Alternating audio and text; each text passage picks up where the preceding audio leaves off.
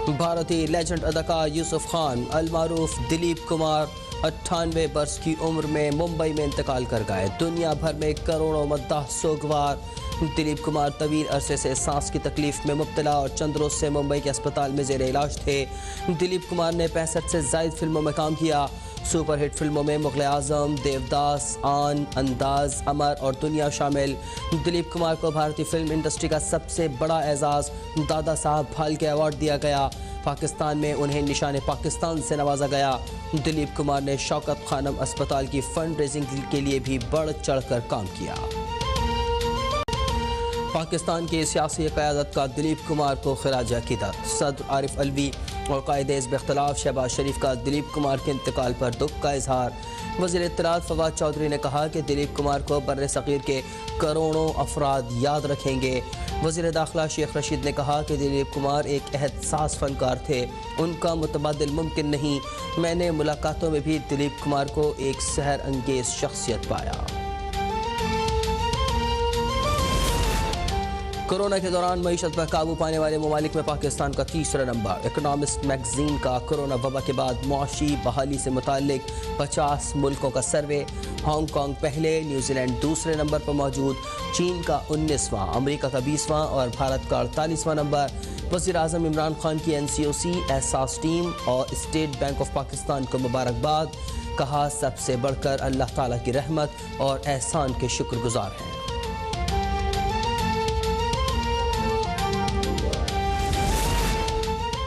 मसला कश्मीर पर हर बार चीन ने पाकिस्तान की हिमायत की है। हर मुश्किल वक्त में चीन पाकिस्तान के साथ खड़ा रहा। वज़ीर ख़ारजा शाह महमूद कुरैशी का कॉन्फ्रेंस से खिताब। कहा चीन ने पाकिस्तान को 3.5 मिलियन कोरोना वैक्सीन फराहम की हैं। चीन और पाकिस्तान ने हर मामले पर एक दूसरे के साथ ताउन किया।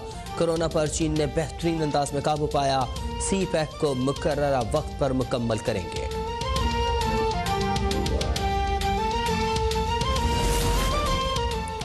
मुल्क में कोरोना से मजीद 17 अफराद जाँ बहक। 24 घंटों में 1517 नए केसेस रिपोर्ट। मुल्क में कोरोना से अमवात 22,469 हो गई। गुज़िश्ता रोज़ 46,387 टेस्ट किए गए। मुस्बत केसेस की शरह 3.2% रही।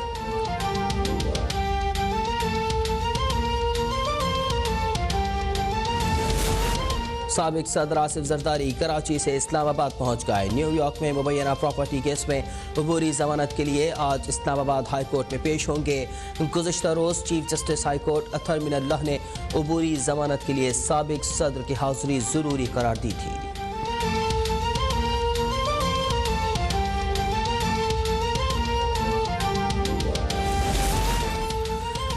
कराची में मैट्रिक बोर्ड के तहत इम्तिहानात का आज आखिरी पर्चा। चेयरमैन मैट्रिक बोर्ड के दावे धरे के धरे रह गए। रियासी का पर्चा भी इम्तिहान शुरू होने से कबल आउट हो गया। नकल माफिया इम्तिहानी सेंटर्स पर पूरी तरह सरगर्म। बोर्ड इंतजामिया नाकाम हो गई। नून लीग ने इंटरमीडिएट के तलबा को दरपेश मसले पर तवज्जो दिलाओ नोटिस कौमी असम्बली में जमा करवा दिया। तर्जुमान मरियम औरंगजेब कहती हैं कि मुख्तसर नोटिस पर इंटरमीडिएट के इम्तिहान के ऐलान पर तलबा शदीद परेशानी का शिकार हैं। असतिज़ा और तलबा की मुशावरत के बगैर इम्तिहानात के इनेकाद से नौजवानों का मुस्तकबिल ख़तरे से दो चार है। पूरा तालीमी निसाब पढ़ाए बगैर इम्तिहानात का इनेकाद किया जा रहा है।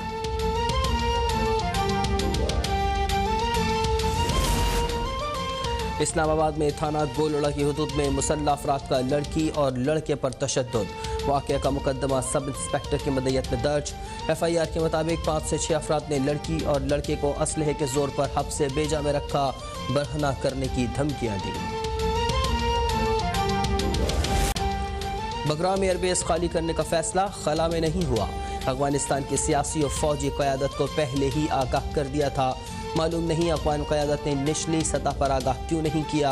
अफगान कमांडर के बगराम अड्डा खामोशी से खाली करने के बयान पर तर्जुमान पेंटागन की वजाहत। कहा अफगानिस्तान से 90% अमरीकी फ़ौज वापस जा चुकी।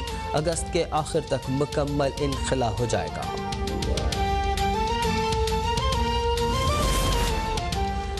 कारगिल जंग के हीरो हवालदार लालक जान का 22वां यौम शहादत।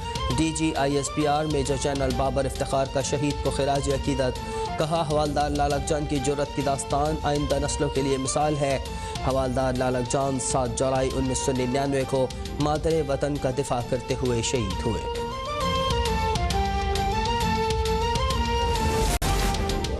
मस्जिदुल हराम में मज़ीद 10 रोबोट तैनात कर दिए गए। रोबोट ज़ायरीन को आब ज़मज़म फराहम करने के अलावा मस्जिदुल हराम में जरासीम कुश स्प्रे और मस्जिद के मुख्तलिफ हिस्सों को सैनिटाइज करेंगे। रोबोट से ज़ायरीन को किसी तरह का नुकसान नहीं होगा।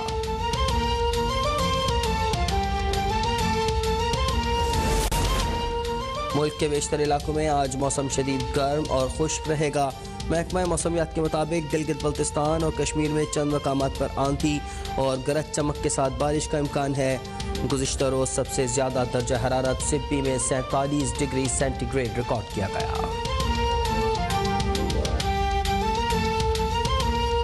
भारतीय लेजेंड अदाकार यूसुफ खान अलमारूफ दिलीप कुमार 98 बरस की उम्र में मुंबई में इंतकाल कर गए। दुनिया भर में करोड़ों मद्दाह सोगवार। दिलीप कुमार तवील अरसे से सांस की तकलीफ में मुब्तला और चंद रोज़ से मुंबई के अस्पताल में ज़ेरे इलाज थे। दिलीप कुमार ने 65 से ज़ायद फिल्मों में काम किया।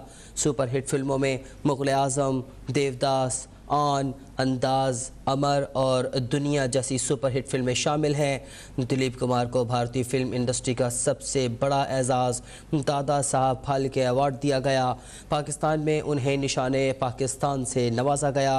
भारतीय लेजेंड अदाकार यूसुफ खान अलमारूफ दिलीप कुमार 98 बरस की उम्र में मुंबई में इंतकाल कर गए।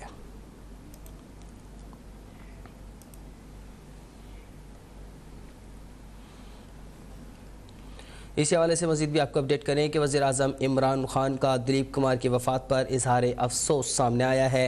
उनका कहना था कि दिलीप कुमार के इंतकाल के बारे में जानकर दुख हुआ। दिलीप कुमार वर्सटाइल और इंतहाई नफीस शख्सियत के हामिल थे। शौकत खानम अस्पताल के लिए फ़ंड्स जमा करने की मुहिम में उनका किरदार मिसाली रहा। शौकत खानम अस्पताल के लिए उनका मसरूफ़ शेड्यूल में वक्त देना मैं कभी नहीं भूल सकता। वज़ीर-ए-आज़म इमरान खान ने दिलीप कुमार की वफ़ात पर इजहार अफसोस किया है और कहा है कि दिलीप कुमार के इंतकाल के बारे में जानकर उन्हें दुख हुआ है।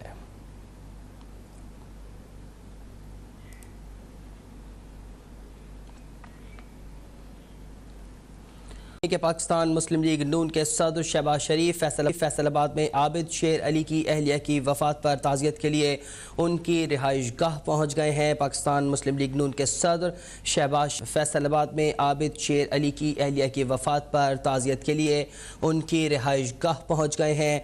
इस वक्त लाइन पर हमारे साथ मौजूद हैं खादिम हुसैन गिल, उनसे तफसीलात जान लेते हैं।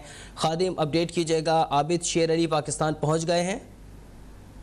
बिल्कुल, आबिद शेर अली तो उसी दिन फैसला हो गया था कि वो पाकिस्तान नहीं आएंगे, जबकि अभी जो है वो मियां मोहम्मद शहबाज शरीफ जो है मरकजी सदर है मुस्लिम लीग नून के, वो आबिद शेर अली के घर पहुंचे हैं और उनकी फैमिली के साथ इज़हार तज़ियत कर रहे हैं आबिद शेर अली की बीवी की वफात पर।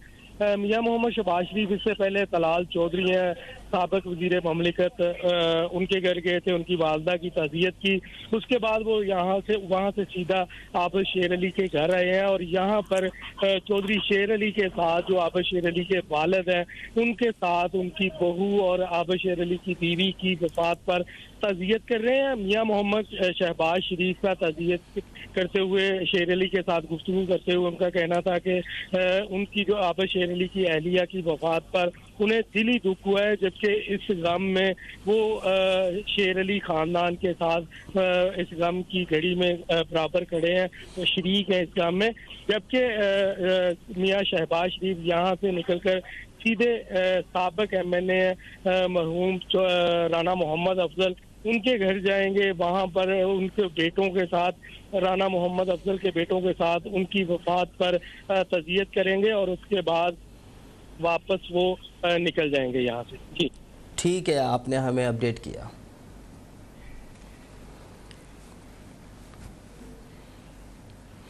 आगे बढ़े आपको बताएं कि ईद कुर्बा की आमद है और मवेशी मंडियां सजना शुरू हो गई हैं। शाहपुर कांजरा मवेशी मंडी में सहराई जानवर ऊंट लोगों की तवज्जो का मरकज बना रहा।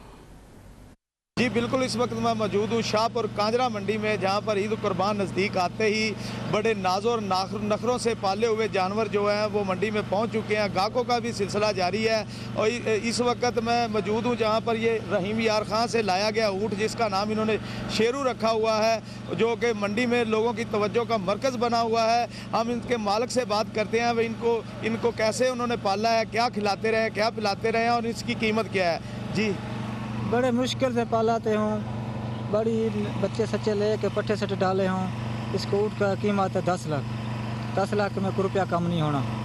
इसके कितने अभी तक कीमत लग चुकी है? 9 लाख लग चुकी है, 8 लाख भी लग चुकी है। इस 10 लाख रुपया नहीं इकट्ठे होना। 8-9 लाख लग चुका है, आपने दिया नहीं, आप फाइनल 10 में देना चाहते हैं। इसको खिलाते पिलाते क्या रहे हैं आप? ये जो गुआरे की कटी है, मूंग की कटी है, चना की कटी है, ये डालते हूँ। ज्वार मकाई ये कुतरा खाते, जंतर भी खाते हैं, सब कुछ भी खाते हैं। जैसा कि नाजरीन आपने सुना, इनका कहना था कि हमने बहुत नाज नखरों के साथ इनको पाला है और 10 लाख रुपया इसकी कीमत रखी हुई है, जो अभी तक 9 लाख लग चुकी है, इन्होंने नहीं दिया। ये इनका कहना है कि हम 10 लाख से कम। तबा फिर खुशामदीद। इम्पोर्टर्स और होल सेलर्स ने दालों की कीमत में इजाफे का खदशा जाहिर कर दिया है। कहते हैं कि हुकूमत की जानिब से इम्पोर्टर्स के लिए कंटेनर्स पर इनवाइस चस्पा करने समेत दीगर शराइत आयद करने से दालों की किल्लत पैदा होने और कीमत बढ़ने का इम्कान है। मज़ीद जानते अपने नुमाइंदे कामरान चौहान से। कामरान, इनवाइस चस्पा होने से कीमतों का क्या ताल्लुक है? जी, वफाकी हुकूमत की जानिब से दालों की इम्पोर्ट पर नई क्लास शामिल की गई है, जिसके बायस इम्पोर्टर्स और इसके साथ साथ जो होल सेलर्स हैं उनमें तशवीश पाई जाती है। हमारे साथ Karachi wholesaler grocer association के चेयरमैन अब्दुर्रऊफ इब्राहिम हैं। उनसे पूछते हैं कि क्या इसके सबब दालों की कीमतें बढ़ेंगी।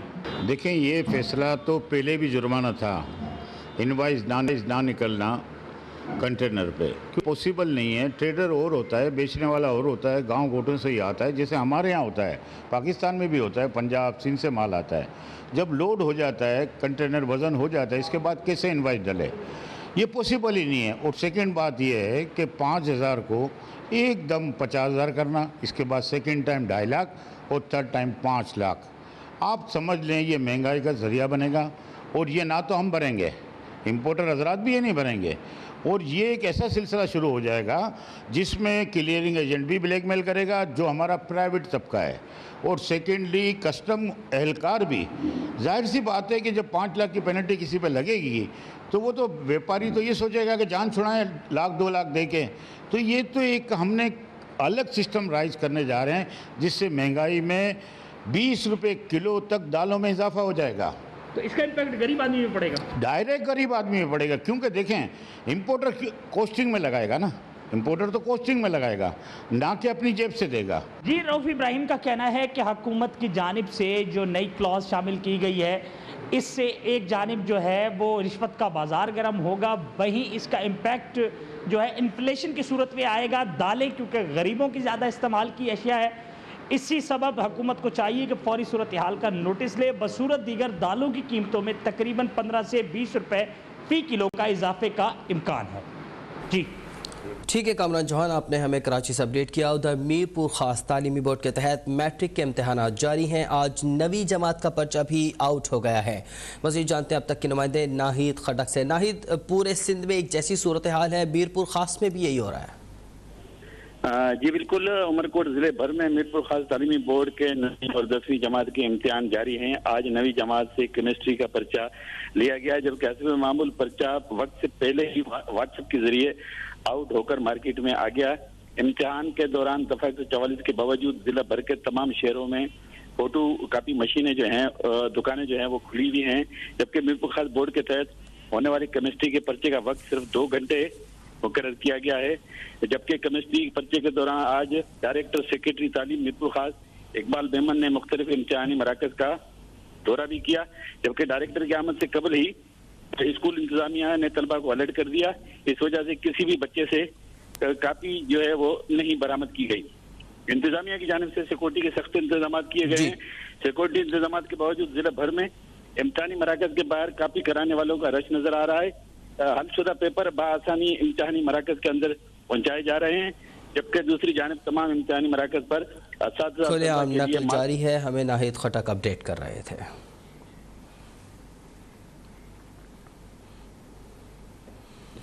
और उमरकोट के बाद रुख करें जैकबाबाद का, जहां मैट्रिक बोर्ड इम्तिहानात के दौरान तलबा को ना किसी का डर ना कोई रोक टोक इम्तिहानी कमरे में बिला खौफ नकल की जा रही है।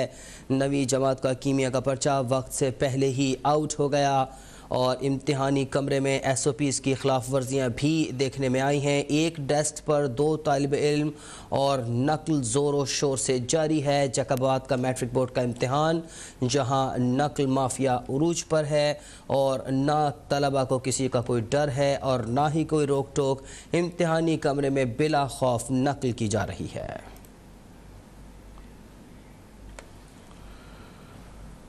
और सिंध में मैट्रिक बोर्ड के इम्तिहानात मजाक बन गए। सेंटर्स के अंदर मोबाइल फ़ोन के ज़रिए खुलेआम नकल जारी है। छापामार टीमें भी नकल रुकवाने में नाकाम हैं। सिंध से आपको अपडेट कर रहे हैं। मुख्तलिफ शहरों में इस वक्त इम्तिहानात हो रहे हैं और सिंध मैट्रिक बोर्ड के ये इम्तिहानात मजाक बन कर रह गए हैं। कहीं से पर्चे आउट होने की इत्तलात हैं और कहीं खुलेआम नकल जारी है।